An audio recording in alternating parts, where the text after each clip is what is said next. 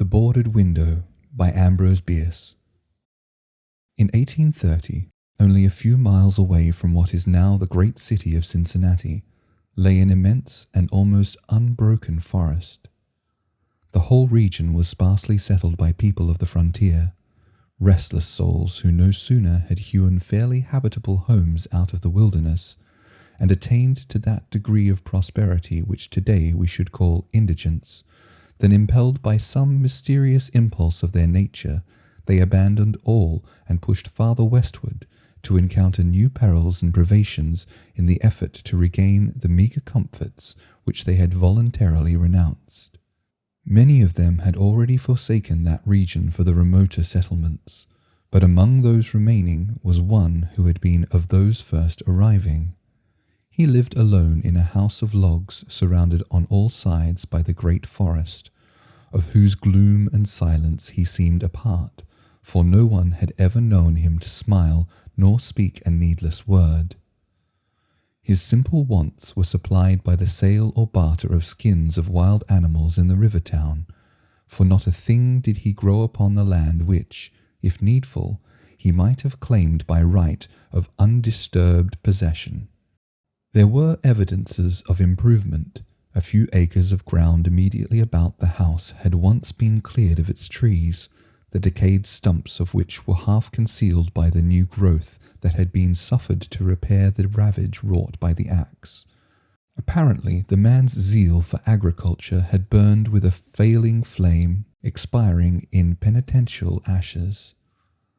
The little log house, with its chimney of sticks, its roof of warping clapboards weighted with traversing poles, and its chinking of clay, had a single door and, directly opposite, a window. The latter, however, was boarded up. Nobody could remember a time when it was not. And none knew why it was so closed. Certainly not because of the occupant's dislike of light and air, for on those rare occasions when a hunter had passed that lonely spot, the recluse had commonly been seen sunning himself on his doorstep if heaven had provided sunshine for his need. I fancy there are few persons living today who ever knew the secret of that window, but I am one, and you shall see. The man's name was said to be Murlock. He was apparently 70 years old, actually about 50. Something besides years had had a hand in his aging.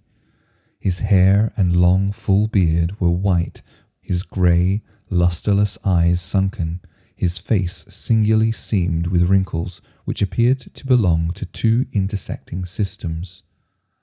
In figure he was tall and spare, with a stoop of the shoulders, a burden-bearer. I never saw him.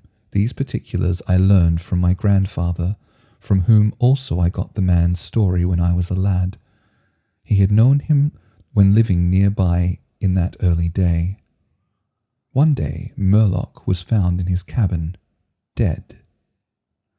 It was not a time and place for coroners and newspapers, and I suppose it was agreed that he had died from natural causes, or I should have been told and should remember.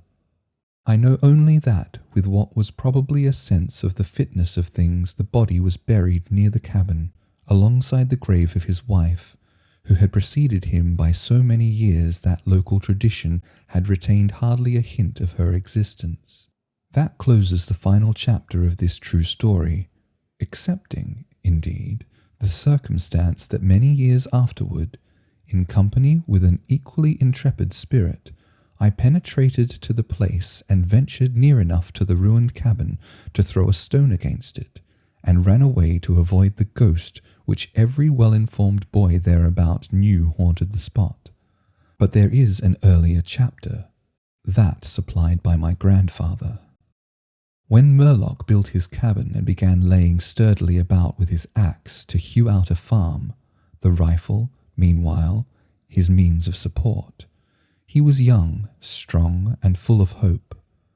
In that eastern country whence he came he had married, as was the fashion, a young woman in all ways worthy of his honest devotion, who shared the dangers and privations of his lot with a willing spirit and light heart. There is no known record of her name. Of her charms of mind and person tradition is silent, and the doubter is at liberty to entertain his doubt. But God forbid that I should share it. Of their affection and happiness there is abundant assurance in every added day of the man's widowed life. For what but the magnetism of a blessed memory could have chained that venturesome spirit to a lot like that? One day, Murlock returned from gunning in a distant part of the forest to find his wife prostrate with fever and delirious.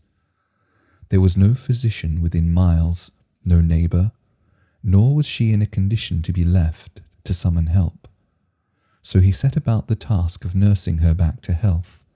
But at the end of the third day she fell into unconsciousness and so passed away, apparently, with never a gleam of returning reason. From what we know of a nature like his, we may venture to sketch in some of the details of the outline picture drawn by my grandfather. When convinced that she was dead, Murlock had sense enough to remember that the dead must be prepared for burial. In performance of this sacred duty, he blundered now and again, did certain things incorrectly, and others which he did correctly were done over and over. His occasional failures to accomplish some simple and ordinary act filled him with astonishment, like that of a drunken man who wonders at the suspension of familiar natural laws. He was surprised, too, that he did not weep, surprised and a little ashamed. Surely it is unkind not to weep for the dead. "Tomorrow," he said aloud, "I shall have to make the coffin and dig the grave, and then I shall miss her when she is no longer in sight. But now she is dead, of course. But it is all right. It must be all right, somehow. Things cannot be so bad as they seem." He stood over the body in the fading light, adjusting the hair and putting the finishing touches to the simple toilet, doing all mechanically, with soulless care.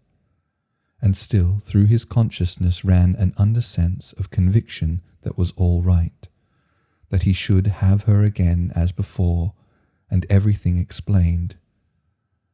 He had no experience in grief. His capacity had not been enlarged by use. His heart could not contain it all, nor his imagination rightly conceive it. He did not know he was so hard struck. That knowledge would come later and never go. Grief is an artist of powers as various as the instruments upon which he plays his dirges for the dead, evoking from some the sharpest, shrillest notes, from others the low, grave chords that throb recurrent like the slow beating of a distant drum. Some natures it startles, some it stupefies. To one it comes like the stroke of an arrow, stinging all the sensibilities to a keener life, to another as the blow of a bludgeon, which in crushing benumbs. We may conceive Murlock to have been that way affected, for, and here we are upon surer ground than that of conjecture, no sooner had he finished his pious work than, sinking into a chair by the side of the table upon which the body lay, and noting how white the profile showed in the deepening gloom, he laid his arms upon the table's edge and dropped his face into them, tearless yet unutterably weary. At that moment came in through the open window a long, wailing sound like the cry of a lost child in the far deeps of the darkening wood. But the man did not move.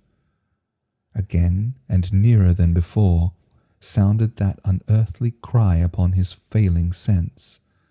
Perhaps it was a wild beast, perhaps it was a dream, for Murlock was asleep. Some hours later, as it afterward appeared, this unfaithful watcher awoke and lifting his head from his arms intently listened. He knew not why. There in the black darkness by the side of the dead, recalling all without a shock, he strained his eyes to see, he knew not what.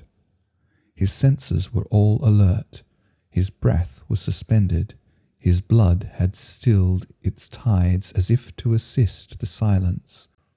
Who, what had waked him, and where was it? Suddenly, the table shook beneath his arms, and at the same moment he heard, or fancied that he heard, a light, soft step, another, sounds as of bare feet upon the floor. He was terrified beyond the power to cry out or move. Perforce he waited there in the darkness, through seeming centuries of such dread as one may know, yet live to tell. He tried vainly to speak the dead woman's name, vainly to stretch forth his hand across the table to learn if she were there. His throat was powerless, his arms and hands were like lead. Then occurred something most frightful. Some heavy body seemed hurled against the table with an impetus that pushed it against his breast so sharply as nearly to overthrow him, and at the same instant he heard and felt the fall of something upon the floor with so violent a thump that the whole house was shaken by the impact. A scuffling ensued, and a confusion of sounds impossible to describe. Murlock had risen to his feet. Fear had by excess forfeited control of his faculties. He flung his hands upon the table. Nothing was there. There is a point at which terror may turn to madness, and madness incites to action.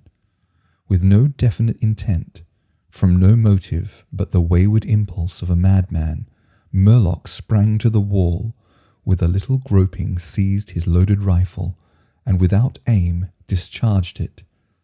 By the flash which lit up the room with a vivid illumination, he saw an enormous panther dragging the dead woman toward the window, its teeth fixed in her throat. Then there were darkness blacker than before, and silence. And when he returned to consciousness, the sun was high, and the wood vocal with the songs of birds. The body lay near the window, where the beast had left it when frightened away by the flash and report of the rifle. The clothing was deranged, the long hair in disorder, the limbs lay anyhow. From the throat, dreadfully lacerated, had issued a pool of blood not yet entirely coagulated. The ribbon with which he had bound the wrists was broken, the hands were tightly clenched. Between the teeth was a fragment of the animal's ear.